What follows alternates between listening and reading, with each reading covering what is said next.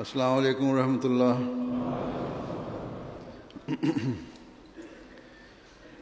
अशहदु अल्ला इलाहा इल्लल्लाह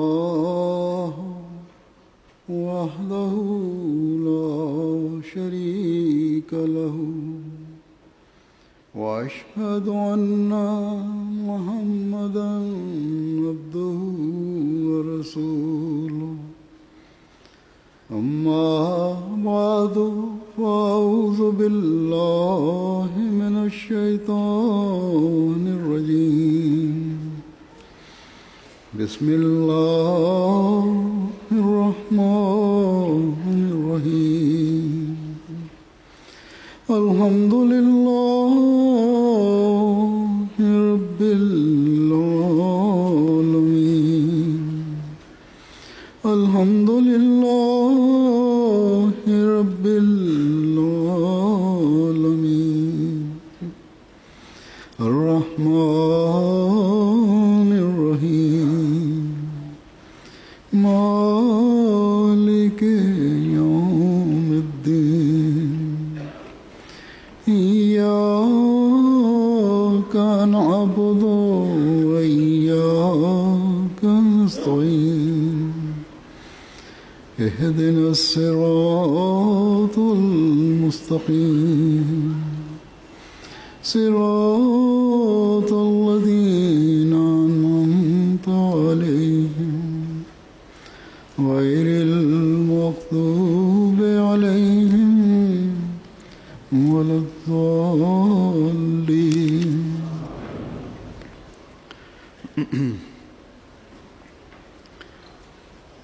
हज़रत मसीह माऊद अलैहिस्सलाम को अल्लाह ताला ने হযরত इस ज़माने में इसलिए भी মসিহে মাউদ আলাইহিসসালাতু ওয়াসসালামকে আল্লাহ তাআলা এই যুগে যে উদ্দেশ্যে পাঠিয়েছেন তা হলো ইসলামের বিস্তৃত শিক্ষাকে পুনরায় পৃথিবীতে প্রতিষ্ঠিত করা। बुनियाद और निशानी है। তাকওয়া যা মুমিনের दोबारा ভিত্তি এবং মুমিনের পরিচয়, তা और ईमान পুনরায় মানব হৃদয়ে প্রতিষ্ঠিত এবং গ্রথিত করা, আর ইমানের দাবিকারকদের হৃদয়ে এই কথা বদ্ধমূল করা যে তাকওয়া কাকে বলে আর তাকওয়ার বাস্তবতা বা প্রকৃত অর্থ কি। শুধু জ্ঞানগত বা বিশ্বাসগত ইমান যেন না হয়, বরং ব্যবহারিক অবস্থারও উন্নয়ন আবশ্যক। कि खुदाए ताला তিনি এই প্রেক্ষাপটে এক জায়গায় বলেন যে আল্লাহ তাআলা और दुनिया को गफलत এই যুগকে অন্ধকারাচ্ছন্ন পেয়ে আর পৃথিবীকে ঔদাসীন্য, ईमान অবিশ্বাস এবং শিরকে নিমজ্জিত দেখে আর ঈমান, নিষ্ঠা, তাকওয়া এবং সততাকে হারিয়ে যেতে দেখে তিনি আমাকে পাঠিয়েছেন যেন और अखलाकी পুনরায় পৃথিবীতে জ্ঞানগত এবং और ता इस्लाम को কর্মের এবং কর্মের সত্যতা প্রতিষ্ঠিত করা যায়, আর তাদেরকে রক্ষা করার উদ্দেশ্য যারা দর্শন, প্রকৃতি পূজা এবং নাস্তিকতার পোশাক পরিধান করে এই ঐশী বাগানকে কিছুটা ক্ষতিগ্রস্ত করতে চায়। সুতরাং আজকাল আমরাও দেখি যে মুসলিমদের ভিতর দর্শন এবং নাস্তিকতার প্রকোপ রয়েছে, প্রকোপ বিরাজমান। মুসলমানদের কর্মগত দুর্বলতা ধর্মের নামে নতুন নতুন বিদতের সূচনা করেছে বা জন্ম দিয়েছে, আর ধর্মীয় শিক্ষাকে এতটা বিকৃত করেছে যে পৃথিবী ইসলামের সুন্দর শিক্ষার নাম শুনলেই ভীতত্রস্ত বা ভয় পেয়ে যায়। জামাতে আহমদিয়া যখন ইসলামের প্রকৃত শিক্ষা পৃথিবীর সামনে তুলে ধরে বা তাদেরকে যখন এ সম্পর্কে অবহিত করে, তখন তারা আশ্চর্য হয় যে এটি কি সত্যিকার অর্থে ইসলামেরই শিক্ষা। तो मेरे सामने लोगों ने बरमला कहा কোন কোন স্থানে আমার সামনে মানুষ স্পষ্টভাবে স্বীকার করেছে যে যদি এটাই সত্যিকার ইসলাম হয় যা তোমরা বলছো, তাহলে और इस इस्लाम को পৃথিবী পুনরায় ধর্মের দিকে ফিরে আসবে আর এই ইসলামকে গ্রহণ করার জন্য প্রস্তুত হয়ে যাবে যা তোমরা উপস্থাপন করছো। কিন্তু যেভাবে হযরত মসিহ মাউদ আলাইহিস সালাতু ওয়াস সালাম বলেছেন যে সেই জ্ঞানগত এবং ঈমানের পরিবর্তনের মাধ্যমে अखलाकी तब्दीली पैदा करने भी आए हैं। তাকওয়ার উপর প্রতিষ্ঠিত করে কর্মের এবং নৈতিক পরিবর্তনের জন্য হযরত মসিহ ইসলাম এসেছেন। আর আমরা যারা তার মান্যকারী বা মানার দাবি করি, और समझना हो এই কথা আমাদের সবসময় সামনে রাখতে হবে আর বুঝতে হবে अपने अमली যে তাকওয়ার উপর প্রতিষ্ঠিত থেকে নিজেদের কর্মগত এবং নৈতিক মানকে আমাদের কোন পর্যায়ে উপনীত করতে হবে। যদি এদিকে আমরা দৃষ্টি না দেই, মনোযোগ না দেই, তাহলে ধীরে ধীরে আমরাও একই স্রোতে আর একই অধপতনের একই স্রোতে বয়ে যাব, একই অধপতনের শিকার হব, যাতে যে গড্ডালিকা প্রবাহে আজকে পৃথিবী বয়ে যাচ্ছে সেই অধপতনের শিকার হব যার আজকের পৃথিবীর শিকার। সুতরাং আমাদের এমন বৈঠক এবং জলসার যে ব্যবস্থা হয় এর উদ্দেশ্য এই জন্যই জলসা হয়, আর আমরা আজকে এই জন্য এখানে একত্রিত হয়েছি যে বিভিন্ন অনুষ্ঠান এর মাধ্যমে যেন আমরা আমাদের কর্মের অবস্থা এবং নৈতিক অবস্থাকে উন্নত করতে পারি এবং নিজের তাকওয়ার মানকে উন্নত করতে পারি, যেন সত্যিকার অর্থে পৃথিবীকে আমরা পথের দিশা দিতে পারি।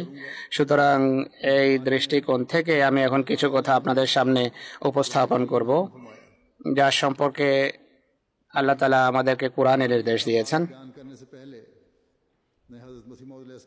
কোরআনী আদেশ নিষেধ উপস্থাপনের পূর্বে আমি হযরত মসিহ ইসলামের একটা উদ্ধৃতি উপস্থাপন করব। হযরত মসিহ মাউদ আলাইহিস সালাতু ওয়াস সালাম বলেন যে কোরআন শরীফে সমস্ত শিক্ষামালার চেয়ে তাকওয়া এবং পরহেজগারের উপর বেশি জোর দেয়া হয়েছে। এর কারণ হলো তাকওয়া সকল পাপ থেকে মুক্ত থাকার জন্য শক্তি জুগিয়ে থাকে আর সকল পুণ্যের দিকে ধাবিত হওয়ার জন্য গতি সঞ্চার করে। আর এতটা জোর দেওয়ার রহস্য হলো, জোর দেওয়ার কারণ হলো তাকওয়া সকল ক্ষেত্রে মানুষের জন্য নিরাপত্তা কবচ, নিরাপত্তার চাবিকাঠি, আর সকল ফিতনা থেকে মুক্ত থাকার জন্য এটি সুরক্ষিত দুর্গ। একজন মুত্তাকি মানুষ এমন অনেক ভয়াবহ স্থান থেকে মুক্ত থাকতে পারে যাতে অন্যরা লিপ্ত হয়ে প্রায় সময় ধ্বংসের দ্বার প্রান্তে গিয়ে পৌঁছে। আর নিজেদের তাড়াহুড়া বা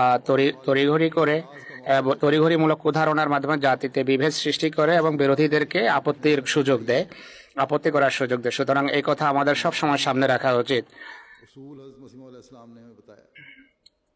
একটি মৌলিক নীতি হযরত মসিহ ইসলাম আমাদের সামনে তুলে ধরেছেন যে তাকওয়ার কথা আমরা জানবো কিভাবে।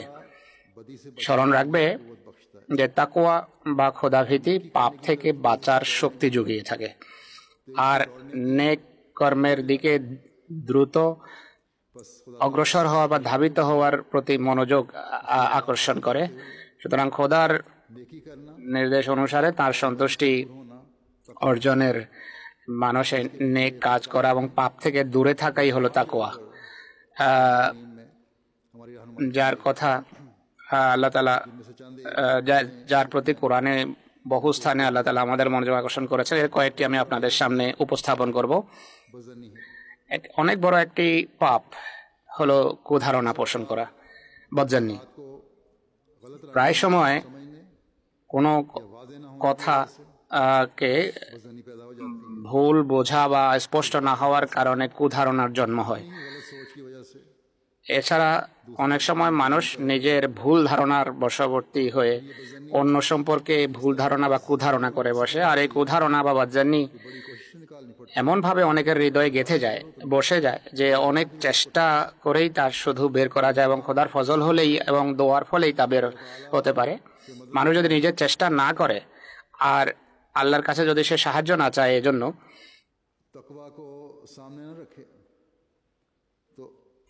তাকওয়া বা খোদাভীতি যদি সামনে না রাখে, তাহলে মন থেকে কুধারণা বের হওয়া কঠিন ব্যাপার।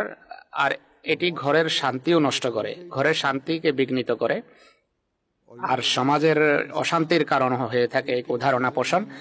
আর এভাবে কুধারণা পোষণকারী মানুষ একের পর এক পাপে লিপ্ত হতে থাকে, নিমজ্জিত হতে থাকে। अगर अगर हमली हालतों में আমরা বিশ্বাসের দিক থেকে যত মজবুতই হই না কেন, ব্যবহারিক ক্ষেত্রে ছোট ছোট বিষয়ে যদি দৃঢ়তা না থাকে আমাদের মাঝে, তাহলে ধীরে ধীরে শান্তি পুরোপুরি উঠে যায় বা উড়ে যায়। कि एक बुराई की टो में আমরা সচরাচর দেখেছি इंसान যে এক এক পাপের স্রোতে বয়ে फिर उन গিয়ে মানুষ অন্যের পাপ সন্ধান করা আরম্ভ করে, আর সে সকল অন্যায়ের কথা বড় রহস্যাবৃত করে মানুষের সামনে সে বর্ণনা করে। और गीबत को আর এরপর ধীরে ধীরে পরচর্চা আরম্ভ হয়। আর সে পরচর্চাকে আল্লাহ তাআলা খুবই ঘৃণ্য একটা কাজ আখ্যা দিয়েছেন কোরআন শরীফে। जिसने अपने मुर्दार भाई का गोश्त खाना, चुनांचे अल्लाह ताला আর এটি নিজের মৃত ভাইয়ের মাংস খাওয়ার মতো একটি বিষয়। আল্লাহ তাআলা কোরআন শরীফে এই সম্পর্কে বলছেন, ইয়া আইয়ুহাল্লাযীনা আমানু इज्तनिबू कसीरुम मिनज़-ज़न्नि ইয়া আইয়ুহাল্লাযীনা ইজতানিবু কাসীরাম মিনাজ-যান ইন্না বা'দায-যান্নি ইসম इस्मुहु वला तजस्ससू वला यग़्तब बाज़ुकुम बाज़ ওয়ালা তাজাসসু ওয়ালা ইয়াগতাব বা'দুকুম বা'দা कुल लहमा अखीहि আইয়ুহিব্বু আহাদুকুম আন ইয়াকুলা লাহমা আখিহি মাইতা ফাকারিহতুমুহু तव्वाबुर रहीम। ফাত্তাকুল্লাহ ইন্নাল্লাহা তাওয়াবুর রহিম। लोगों जो ईमान लाए हो, जन से बकसरत इज्तिनाब। হে যারা ঈমান এনেছো, यकीनन बाज़ जन কুধারণা বেশি কুধারণা পরিহার করো। নিশ্চয় কোনো কোনো ধারণা পাপের কারণ হয়ে থাকে। আর গুপ্তচর বৃত্তি করবে না, তোমাদের কেউ পরস্পরের গীবত করবে না, তোমাদের কেউ কি নিজের মৃত ভাইয়ের মাংস খাওয়া পছন্দ করবে? সুতরাং প্রকৃতপক্ষে তোমরা এটিকে চরমভাবে ঘৃণা করো, তাই ঘৃণা করবে, তাই আল্লাহ তাকওয়া অবলম্বন করো। আল্লাহ তাআলা তওবাকারীদেরকে ভালোবাসেন। अल्लाह ताला ने यहाँ बज़नी সুতরাং আল্লাহ তাআলা और এই আয়াতে কুধারণা, গুপ্তচর বৃত্তি এবং পরচর্চাকে অনেক বড় পাপ আখ্যায়িত করেছেন, কিন্তু মানুষ বোঝে না। जो बाज़ बातें আমাদের অনেকেই এমন আছে जिनके मुतालिक ख्याल होता है যারা এমন কিছু और फिर কাজ করে বসে যার সম্পর্কে ধারণা করা হয় যেটি সামান্য বিষয়। इन आदतों के बुरे होने এরপর এমন পোক্ত অভ্যাস হয়ে যায় যে এরপর এই চেতনায় হারিয়ে যায় যে এগুলো অন্যায় বা এগুলো পাপ। সেই কারণে হযরত মুসলিম ইসলাম এক জায়গায় বলেছেন যে কিছু পাপ এত সূক্ষ্ম হয়ে থাকে যে মানুষ সেগুলোতে লিপ্ত থাকে, নিমজ্জিত থাকে, কিন্তু বোঝে না।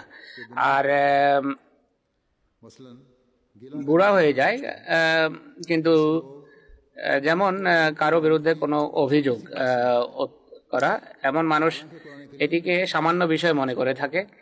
অথচ কোরআন কারীমে करार दिया।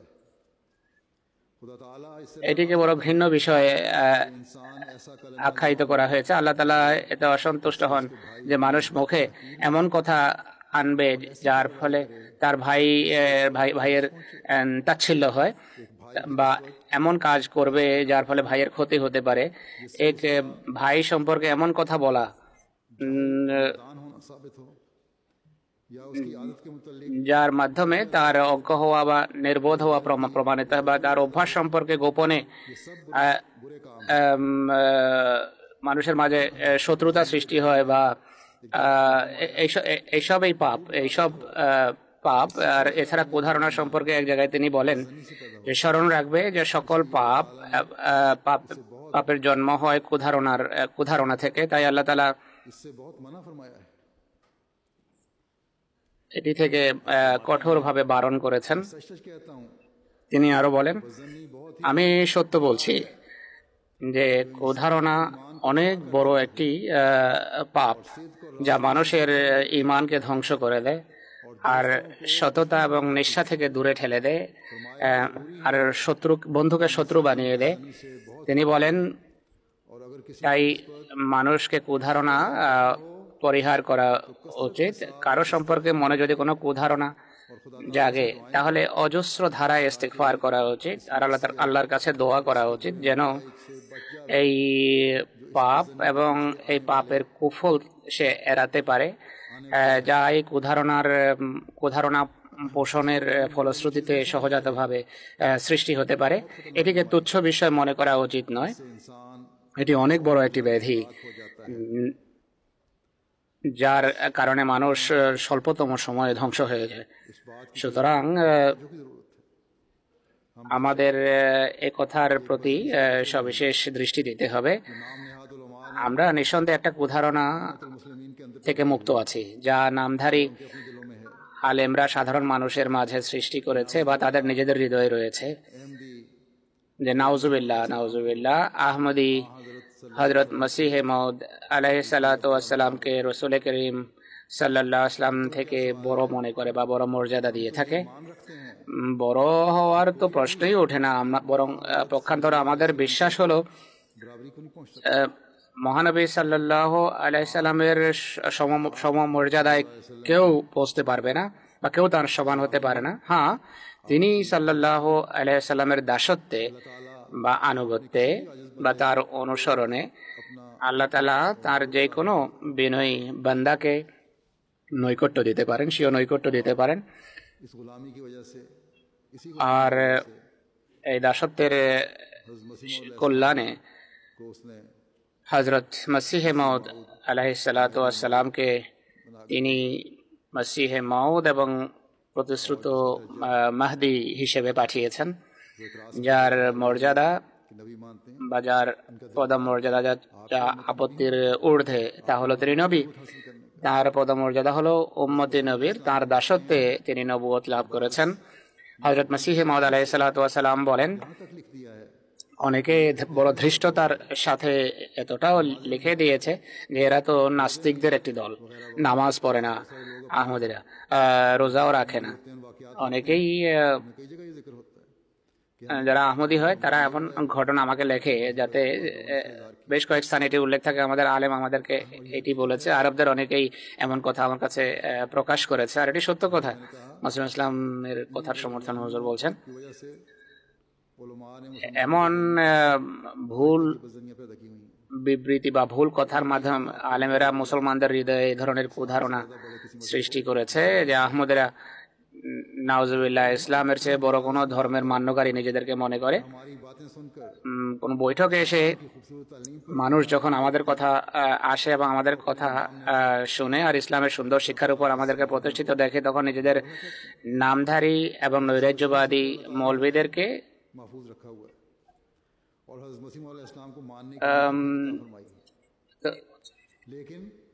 এই কুধারণা থেকে আল্লাহ তাআলা আমাদেরকে রক্ষা করেছেন।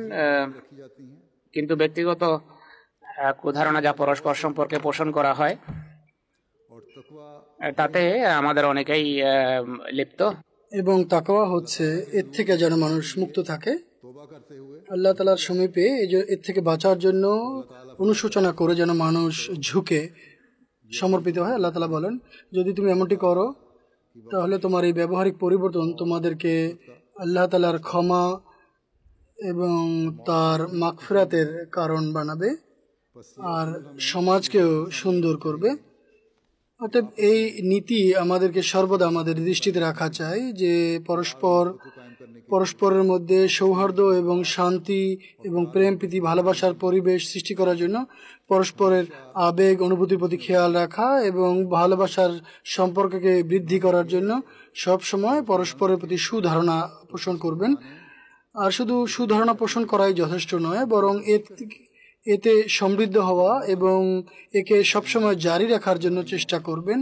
কেননা সাধারণত অস্থিরতা, নোংরামি, ঝগড়া বিবাদ আর মতবিরোধ বৃদ্ধির ক্ষেত্রে সবচেয়ে বড় ভূমিকা রাখে হচ্ছে এই কুধারণা। যেমনটি আমি পূর্বেও বলেছি যে আসলে কিছুই থাকে না, আসলে কোনো সমস্যা নেই বা খুব সামান্য বিষয় হয়ে থাকে। আর কিন্তু কুধারণা বিষয়টিকে এত বাড়িয়ে দেয় যে সামান্য যে মনোমালিন্য তা শত্রুতায় রূপ নেয়। আল্লাহ তাআলা মুসলমানদের বলেন যে তোমরা এই মন্দের বিরুদ্ধে দেয়ালের মতো দাঁড়িয়ে যাবে। আল্লাহ তাআলা বলেন, কারো দোষ ছিদ্রান্বেষণ করা থেকে মুক্ত থাকো।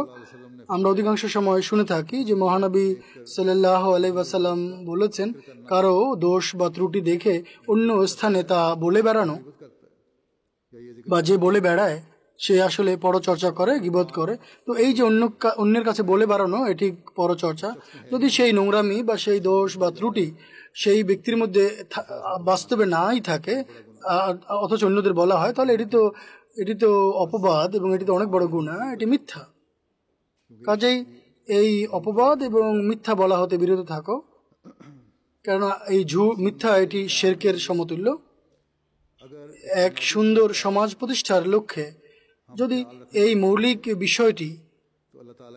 মৌলিক বিষয়ের প্রতি আমরা দৃষ্টি রাখি, তাহলে আল্লাহ তাআলার ভালোবাসাও আমরা লাভ করব,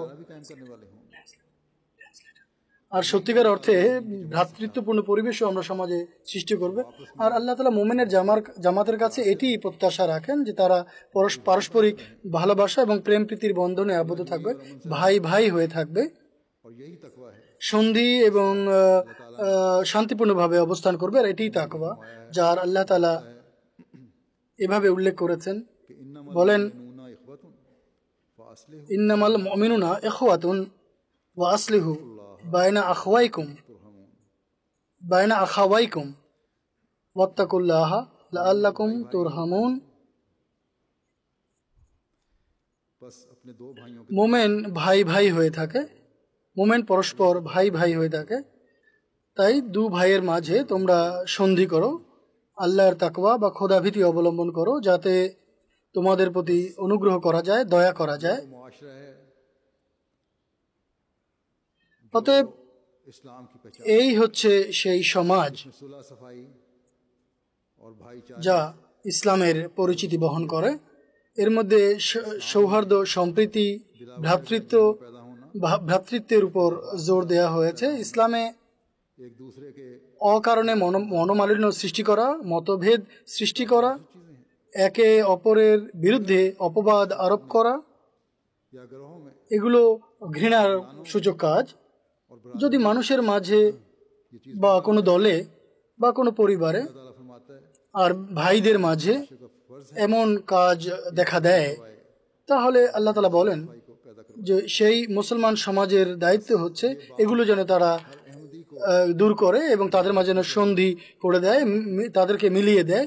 অর্থাৎ প্রত্যেক আহমদীকে এই বিষয়টি স্মরণ রাখা উচিত। যদি জামাতবদ্ধভাবে শক্তিশালী হতে চায়, যদি জামাত উন্নতির সোপান মারাতে চায় বা এর অংশ আমরা হতে চাই, আর আল্লাহ তাআলার সন্তুষ্টি এবং তার তাকওয়া অর্জন করতে হয়, আর আল্লাহ তাআলার দয়া থেকে যদি অংশ পেতে হয়, যদি ব্যক্তিগতভাবেও ইহ এবং পরকালকে সুন্দর এবং সুনিশ্চিত করতে হয়, তাহলে পারস্পরিক ভালোবাসা এবং প্রেম প্রীতিপূর্ণ পরিবেশে অবস্থানকারী ভাইদের মতো তোমাদের থাকতে হবে। আজ যখন আমরা মুসলমান বিশ্বের প্রতি তাকাই, তাহলে তাদের পতন এবং তাদের লাঞ্ছনা এবং গঞ্জনা, অস্থিরতা এবং পরস্পরের প্রতি অপবাদ আরোপ করার কারণ এটি। আজ মুসলমান যারা নেতৃবৃন্দ আছে আর ওলামা যারা আছে, তাদের এই খেয়াল নেই যে আমরা বিভেদ সৃষ্টি করার পরিবর্তে আরো বিভিন্ন দল সৃষ্টি করার পরিবর্তে সন্ধি এবং সম্প্রীতির আমরা যেন চেষ্টা করি, সৌহার্দ্যের পরিবেশ সৃষ্টির চেষ্টা করি। আমরা আহমদী এদের এই ধরনের অপকর্মকে অপছন্দের দৃষ্টিতে দেখি এবং ঘৃণার দৃষ্টিতে দেখি, কিন্তু অনেক এমন মানুষও আছে যারা ব্যক্তিগতভাবেও এবং ভ্রাতৃত্ব এবং সামাজিক ভাবেও তারা এই মনোমালিন্যের জালে ফেসে আছে।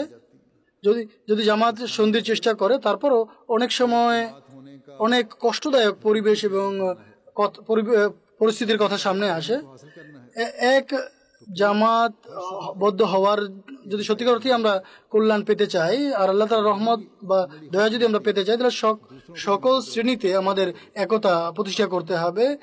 আর এই আমলের যে সৌন্দর্য, এটি অন্যদের আমাদের প্রতি দৃষ্টি আকর্ষণ করবে।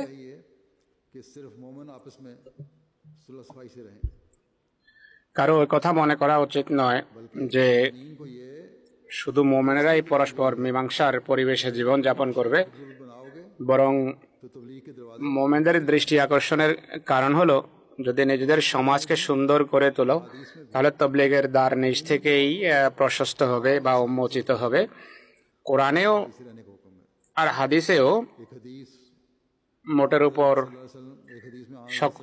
পুরো মানবতার সাথে শান্তিপূর্ণভাবে বসবাসের নির্দেশ রয়েছে। जिसके हाथ और जुबान से এক হাদিসে রাসূল করিম ইসলাম এই কথাও বলেছেন যে মুসলমান সে যার হাত এবং মুখ থেকে সকল যারা নিরাপদ থাকতে চায় তারা যেন নিরাপদ থাকে।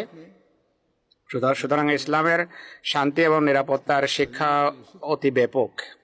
পারস্পরিক সম্পর্কের গণ্ডিতে মিলেমিশে থাকার ক্ষেত্রে শিক্ষার ব্যাপকতা অনেক বেশি, কিন্তু যদি আমাদের নিজেদের নমুনা বা ব্যবহারিক দৃষ্টান্ত আমাদের শিক্ষার সম্মত না হয় তাহলে কাউকে কিছু বলার আমাদের কোনো অধিকার নেই। সুতরাং আজকে এই জলসার কল্যাণে এমন মানুষ যাদের মাঝে মনোমালিন্য রয়েছে, পারস্পরিক বা একে অন্যের বিরুদ্ধে যেখানে অভিযোগ অনুযোগ রয়েছে, তাদের সেই অনুযোগ ছেড়ে দেওয়া উচিত। অভিযোগ অনেক সময় সম্পর্ক ছেদে পর্যবসিত হয়েছে, তা ছেড়ে দিন এবং মীমাংসার পরিবেশ করে খোদার রহমতকে আকর্ষণ করুন। আর এরপর যারা সফলতার বাসনা রাখে, যারা সফলতার ফলে লাভ করে তাদেরকে আল্লাহ তাআলা সবসময় সত্য বলার নসিহত করেন। কোরআনে আল্লাহ তাআলা বলেন, ইয়া আইয়ুহাল্লাযীনা আমানুত্তাকুল্লাহা ওয়া কুলু কাওলান সাদীদা ইউসলিহ লাকুম আ'মালাকুম ওয়া ইয়াগফির লাকুম যুনুবাকুম ওয়া মান ইউতি'আল্লাহা ওয়া রাসূলাহু ফাকাদ ফাযা ফাওজান আযীমা। হে যারা ঈমান এনেছো, আল্লাহর তাকওয়া অবলম্বন করো আর পরিষ্কার সোজা কথা বলো। তিনি তোমাদের কর্মের সংশোধন করবেন তোমাদের জন্য এবং তোমাদের পাপ ক্ষমা করবেন। আর যে ব্যক্তি আল্লাহ এবং রাসূলের আনুগত্য করে নিশ্চয়ই সে অনেক বড় সফলতা লাভ করেছে।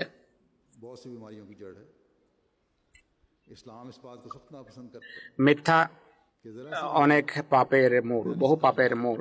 ইসলাম এটিকে কঠোরভাবে বা খুবই ঘৃণা করে যে সামান্য কারণেই মানুষ মিথ্যা বলবে, অর্থাৎ অসত্য কথা বলবে বা দুর্বল কোনো মন্তব্য করবে। বরং ইসলাম এর চেয়েও বড় কথা বলে যে এমন পেঁচানো কোনো কথা বলবে না যে কারণে তুমি কারো সম্পর্কে কোনো ভুল সিদ্ধান্তে পৌঁছতে পারো। সুতরাং মানুষের সাথে যখন কোনো বিষয়ে বা কোনো চুক্তিতে পৌঁছো, সোজা, সহজ, সরল এবং 100% সত্যভিত্তিক কাজ করবে। অনেক ঝড়ার কারণ যা হয়ে থাকে তা হলো যার সাথে লেনদেন করা হয় সে একভাবে বোঝে,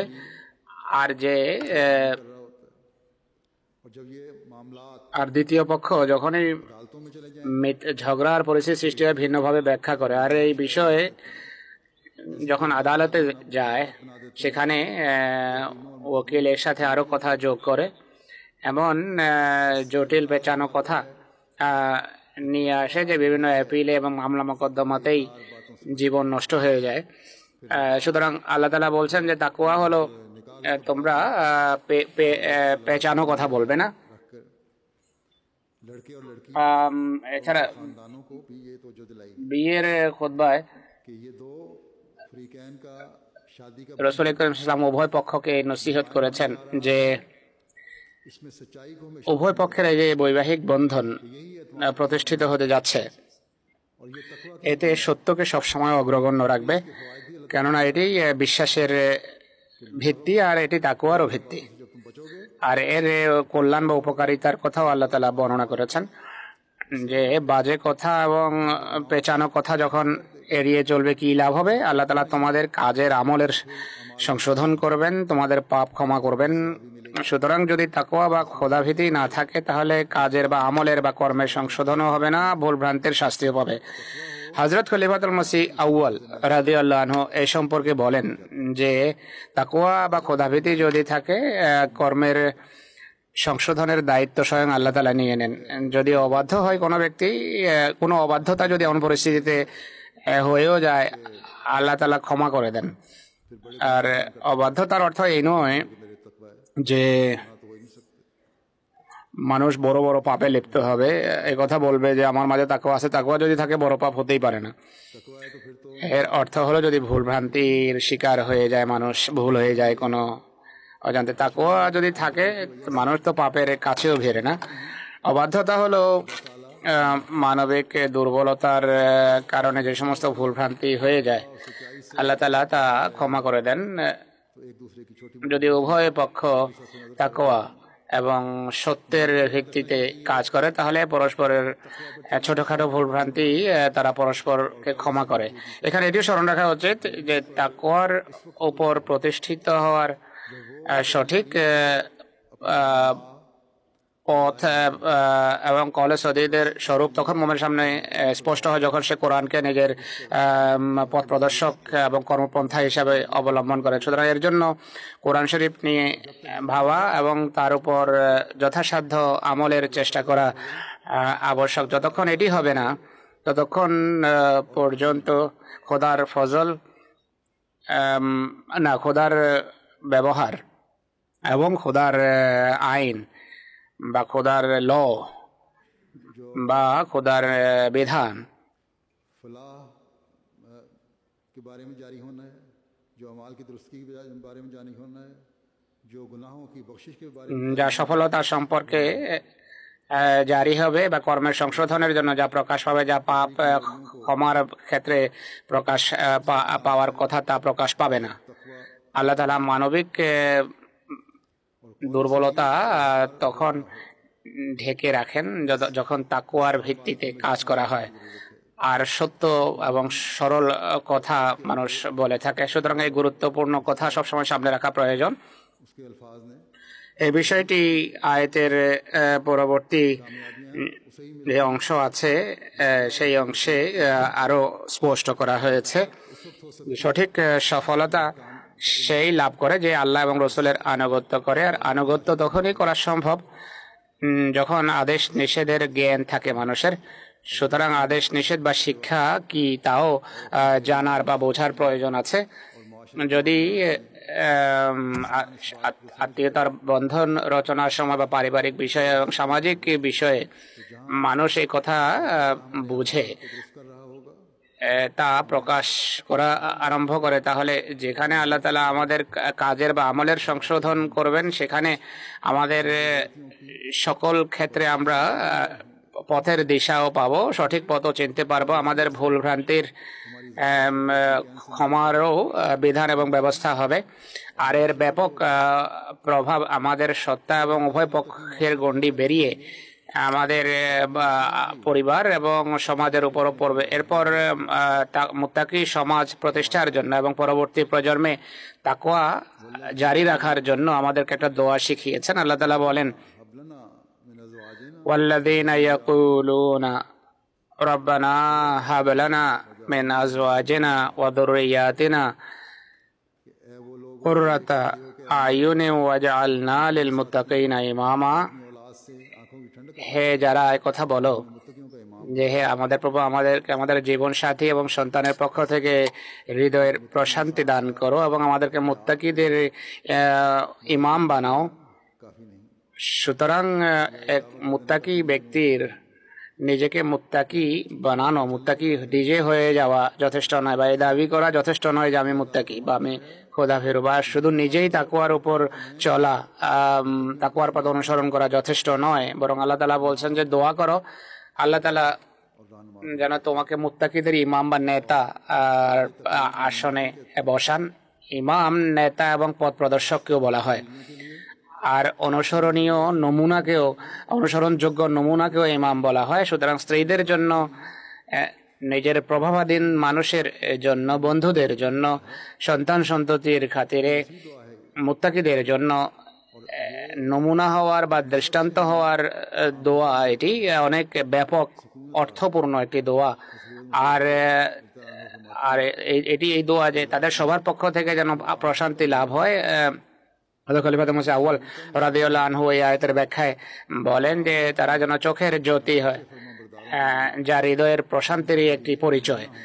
আর তারা দোয়া করে যে আমরা সত্যিকার আমরা যেন সত্যিকার এতাআতকারীদের জন্য নমুনা হই বা আদর্শ হই, অর্থাৎ যারা পূর্বেই আনুগত্য করছে, তাকওয়ার উপর যারা পূর্বে বিচরণ করছে, তাদের জন্য যেন আমরা নমুনা হতে পারি। একে অন্যের জন্য যদি নমুনা হয়, তাহলে সুন্দর সমাজ সামনে আসবে, মানুষ চিন্তা ধারণা করতে পারে যে কত সুন্দর হবে। অতএব এই দোয়ার মধ্যে ব্যাপকতা রয়েছে এবং পূর্ণ কাজে অগ্রসর হওয়ার দোয়া এটি, নেকিতে সমৃদ্ধ হওয়ার দোয়া এটি।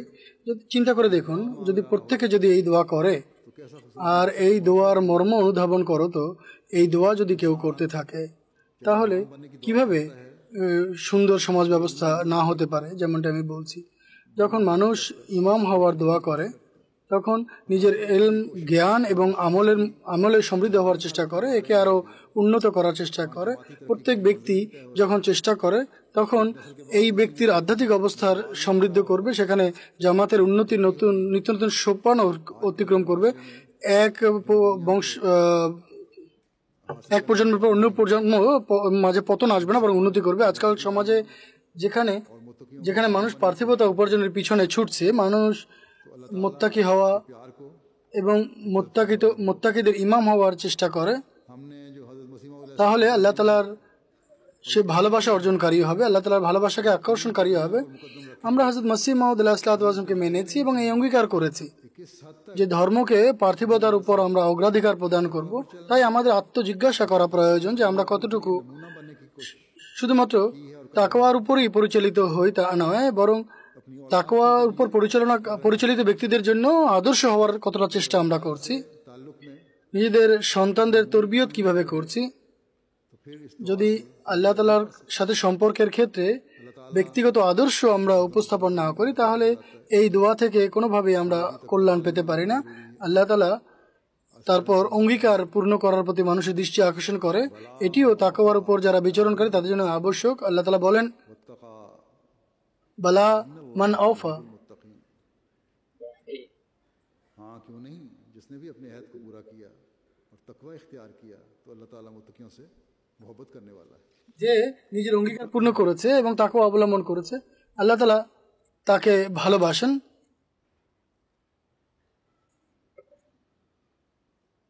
बस अल्लाह ताला के यहाँ वही मकबूल है जो অতএব আল্লাহ তাআলার দৃষ্টিতে তিনি গৃহীত বা গ্রহণযোগ্য, तकवा है। যিনি নিজের অঙ্গীকার পূর্ণ করেন, যে নিজের অঙ্গীকার পূর্ণ করেন। অঙ্গীকার পূর্ণ করার নাম হচ্ছে তাকওয়া। আল্লাহ তাআলা আমাদের শুধুমাত্র অঙ্গীকার এবং আমানতের দায়িত্ব পালনের প্রতি নির্দেশ দেননি, বরং বলেছেন এই তাকওয়ার মানগুলোর মধ্যে অন্তর্ভুক্ত, আর আল্লাহ তাআলার ভালোবাসা আকর্ষণের মাধ্যম এটি। माशरे के मसाइल অতএব इसलिए जन्म लेते हैं कि इंसान अपनी बातों সমাজের অনেক সমস্যার জন্ম হয় এই জন্য যে মানুষ अहमदी को खास নিজেদের কথা এবং অঙ্গীকার থেকে মুখ ফিরিয়ে নেয়, অঙ্গীকার পালন করে না। বিশেষভাবে একজন আহমদীকে এই কথা স্মরণ রাখা উচিত, खत्म करने का अहद किया हुआ है। যেমনটি আমি এখনই বলেছি का तकाजा है যে আমরা ধর্মকে পার্থিবতার উপর অগ্রাধিকার প্রদানের অঙ্গীকার করেছি। তাই ধর্মের দাবি হচ্ছে আমরা যেন প্রতিটি অঙ্গীকার যা কোনো কোরআনের কোনো সুস্পষ্ট নির্দেশের পরিপন্থী নয় তা পূর্ণকারী যেন হই, কারণ এটি আবশ্যক, এটি জরুরি। যেখানে আমাদেরকে ধর্মীয় অঙ্গীকার পালন করতে হবে, সেখানে যে পার্থিব যে বিষয়াদি রয়েছে বা পার্থিব যে অঙ্গীকার আছে সেগুলো আমাদের পালন করতে হবে। মহানবী সাল্লাল্লাহু আলাইহি ওয়াসাল্লাম যখন আমাদেরকে অঙ্গীকার রক্ষার প্রতি দৃষ্টি আকর্ষণ করেছেন, সেখানে একথা বলেননি যে ধর্মীয় অঙ্গীকার রক্ষা করা আবশ্যক আর পার্থিব যে অঙ্গীকার আর ভিন জাতির সাথে যে অঙ্গীকার করা হয় সেগুলো পালন করা আবশ্যক নয়। এগুলো জাগতিক লোকদের অঙ্গীকার ভঙ্গ করা, এগুলি জাগতিক লোকদের পরিচয় হতে পারে, তাকওয়ার উপর বিচরণকারীদের পরিচয় নয়। যেভাবে আজকাল বড় বড় শক্তি দরিদ্র ও জাতির সঙ্গে অঙ্গীকার করে এবং যখন সময় আসে তা পালনের, তখন তারা বিভিন্ন অজুহাত দেখায় বা সেই অঙ্গীকারের মধ্যে তারা এমন কোনো জটিল কথা রাখে যা তাদের ব্যক্তিগত স্বার্থ অর্জন হতে পারে, কওলে সাদিদ বা সরল সোজা কথা নয়। এগুলো এ ধরনের মানুষের পরিচয় হতে পারে, তাদের আদর্শ হতে পারে। একমাত্র ইসলামই এই দাবি করে যে সরল সোজা কথাও বলো, এটি তাকওয়া, এবং অঙ্গীকারও পালন করো, কেননা এটিও তাকওয়া বা খোদাভীতি। মহানবী সাল্লাল্লাহু আলাইহি ওয়াসাল্লাম বলেছেন, অঙ্গীকার করে অঙ্গীকার ভঙ্গ করা এটি কপটদের বৈশিষ্ট্য, মুনাফেকদের বৈশিষ্ট্য, এবং এই ধরনের মানুষ মুনাফেকে পরিণত হয়ে যায়। অত্যন্ত সূক্ষ্ম দৃষ্টিতে যাচাই করে নিজেদের অঙ্গীকার পালনের চেষ্টা করতে হবে। পবিত্র কোরআন আমাদেরকে অনেকগুলো নির্দেশ দিয়েছে, অনেক নির্দেশ দিয়েছে। কিছু আদেশ আছে, মানার নির্দেশ রয়েছে, কিছু বিষয় এড়িয়ে চলার নির্দেশ আছে। এগুলো সন্ধান করে আমাদেরকে দেখতে হবে। ঈমান আনার পরে ক্ষেত্রে উন্নতি করা দরকার। বয়াতের শর্তাবলীতে আমাদের অঙ্গীকারও রয়েছে যে কোরআনী অনুশাসনকে শতভাগ শিরোধার্য করব। সুতরাং এর সন্ধানের প্রয়োজন আছে, আর সেই পথ আমাদের সন্ধান করতে হবে। আর এটি সেই পথ যা আমাদের সন্ধান করতে হবে। আর এই সকল আদেশ নিষেধই হবে আমাদের জীবন পন্থা এবং কর্মপন্থা আর হওয়া উচিত। সুতরাং কিছু কথা আমি আপনাদের সামনে তুলে ধরলাম। আমরা আল্লাহ তাআলার অধিকার প্রদানের মাধ্যমে ইবাদতের দায়িত্ব পালন করব, ইবাদতের মান উন্নত করব।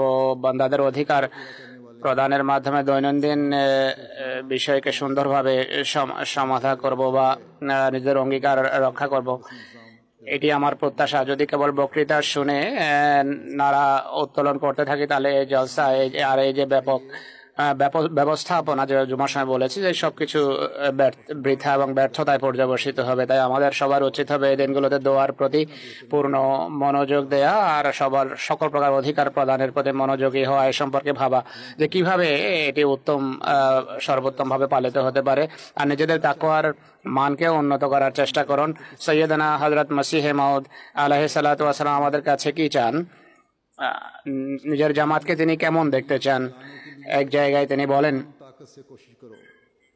তার একত্ববাদ পৃথিবীতে ছড়ানোর জন্য, বিস্তারের জন্য নিজের সর্বশক্তি নিয়োজিত করো। তার বান্দাদের প্রতি দয়াদ্র হও, মৌখিকভাবে বা হাতে বা কোনো চক্রান্তের মাধ্যমে তাদের উপর জুলুম করবে না। সৃষ্টির কল্যাণ সাধনের চেষ্টা করো এবং অহংকার করবে না কারো বিরুদ্ধে। কেউ যদি অধীনস্থ হয়, কাউকে গালি দেবে না, সে গালি দিলেও। বিনয়, সহনশীল, নেক নিয়ত হয়ে যাও, সৃষ্টির প্রতি সহানুভূতিশীল হও, যেন গৃহীত হতে পারো। অনেকেই আছে যারা নমনীয়তা প্রকাশ করে কিন্তু অভ্যন্তরে তারা, ভিতরে তারা নেকড়ে। অনেকে আছে যারা উপরে পরিষ্কার কিন্তু ভিতর থেকে তারা বা মনের দিক থেকে তারা সাপ। তাই তোমরা তার দরবার যতক্ষণ ভিতর বাহির এক না হয় তোমরা গৃহীত হতে পারো না। বড় হয়ে ছোটদের প্রতি দয়াদ্র হও, তাদেরকে তুচ্ছ তাচ্ছিল্য করো না। আর আলেম হয়ে নির্বোধদের নসিহত করো, আত্মশ্লাঘার মাধ্যমে তাদেরকে হেয় করবে না। আর ধনী হয়ে দরিদ্রদের সেবা করো, আত্মশ্লাঘার বশবর্তী হয়ে অহংকার করবে না। ধ্বংসের পথকে ভয় করো, আল্লাহকে ভয় করো এবং তাকওয়া অবলম্বন করো, সৃষ্টির পূজা করো না। নিজের প্রভুর দিকে ঝুঁকো, দুনিয়ার প্রতি ভীত শ্রদ্ধা থাকো এবং তার সম্পূর্ণভাবে আল্লাহর হয়ে যাও। তার খাতিরে জীবনযাপন করো, অর্থাৎ খোদার জন্য জীবনযাপন করো। সকল প্রকার অপবিত্রতা এবং পাপকে তার সন্তুষ্টের জন্য ঘৃণা করো, কারণ তিনি পবিত্র। প্রত্যেক প্রভাত যেন তোমাদের পক্ষে সাক্ষ্য দেয় যে তোমরা তাকওয়ার মাঝে রাত অতিবাহিত করেছ। প্রত্যেক সন্ধ্যায় যেন তোমাদের অনুকূলে সাক্ষ্য দেয় যে তোমরা খোদা ভীতির মাঝে দিন কাটিয়েছ। এই পৃথিবীর অভিশাপকে ভয় করো না, কেননা ধূম্রের মতো চোখের সামনে তা উবে যাবে বা অদৃশ্য হয়ে যাবে, কেননা তার দিনকে রাতে পরিবর্তন করতে পারে না। আল্লাহ বরং খোদার অভিশাপকে ভয় করো যা আকাশ থেকে নাজেল হয়, আর যার উপর সেই অভিশাপ পড়ে তার উভয় জগৎকে তা ধ্বংস করে দেয়। তোমরা প্রদর্শন বা লোক দেখানোর মাধ্যমে নিজেকে বাঁচাতে পারবে না। খোদা যিনি তোমাদের খোদা, তিনি মানুষের হৃদয়ের গভীরতম প্রদেশ সম্পর্কে অবহিত। তোমরা কিন্তু তাকে প্রতারিত করতে পারো, তাকে ধোঁকা দিতে পারো। সুতরাং সোজা হয়ে যাও আর পরিষ্কার হয়ে যাও, পবিত্র হয়ে যাও এবং খাঁটি হয়ে যাও। যদি বিন্দুমাত্র বক্রতা তোমাদের মাঝে বা অন্ধকার যদি বিন্দুমাত্র তোমাদের মাঝে থাকে, সমস্ত আলোকে তা নষ্ট করে দেবে। তোমাদের কারো মাঝে যদি অহংকার থাকে বা প্রদর্শন বা লোক দেখানোর অভ্যাস থাকে বা আতশলাঘা থাকে বা আলস্য থাকে, তাহলে তোমরা এমন কিছু নও যা গ্রহণযোগ্য হতে পারে বা যে গ্রহণযোগ্য হতে পারে। কেবল কয়েকটি কথা নিয়ে বা বুলি বশবর্তী হয়ে নিজেকে ধোকা দিও না, নিজেকে প্রতারিত করো না যে যা কিছু করার ছিল করে ফেলেছে। কারণ আল্লাহ তাআলা তোমাদের সত্তায় পূর্ণ বিপ্লব দেখতে চান। তিনি তোমাদের কাছে এক মৃত্যু চান, যার পর তিনি তোমাদেরকে জীবিত করবেন। তোমরা অচিরেই নিজেদের মাঝে মীমাংসা করো, ভাইয়ের দুর্বলতা ক্ষমা করো। দুষ্কৃতকারী বা দুষ্ট সে যে ভাইয়ের সাথে মীমাংসা পছন্দ করে না, সে কাটা পড়বে, কর্তৃত হবে। তোমরা অহংকার সকল অর্থে পরিহার করো, আর পারস্পরিক সত্যবাদী হয়ে বিনয়ী হও, যেন তোমাদেরকে ক্ষমা করে দেওয়া হয়। নফসের স্থূলতা, প্রবৃত্তির স্থূলতা পরিহার করো, না যে দ্বার পথে প্রবেশের জন্য তোমাদেরকে ডাকা হচ্ছে, সেই দ্বার পথে এক মোটা মানুষ বা স্থূল ব্যক্তি প্রবেশ করতে পারবে না। কতই দুর্ভাগ্য সে যে কথাগুলো মানে না, যা খোদার মুখ থেকে নিঃসৃত হয়েছে আর আমি বর্ণনা করেছি। আল্লাহ তাআলা আমাদেরকে সত্যিকার অর্থে তাকওয়া অবলম্বনের তৌফিক দেন, আমরা যেন সেই দৃষ্টান্ত স্থাপন করতে পারি, সেই নমুনা হতে পারি যা মসিহ ইসলাম দেখতে চেয়েছেন। জলসার দিনগুলোতে আমরা সত্যিকার অর্থে যেন খোদার কৃপারাজিকে আকর্ষণ করতে পারে। আল্লাহ তাআলা প্রত্যেক ব্যক্তিকে সকল দুষ্কৃতি অনিষ্ট থেকে রক্ষা করুন, আর এই জলসা অশেষ বরকতের কারণ হোক। এখন দোয়ায় যোগ দিন আমার সাথে।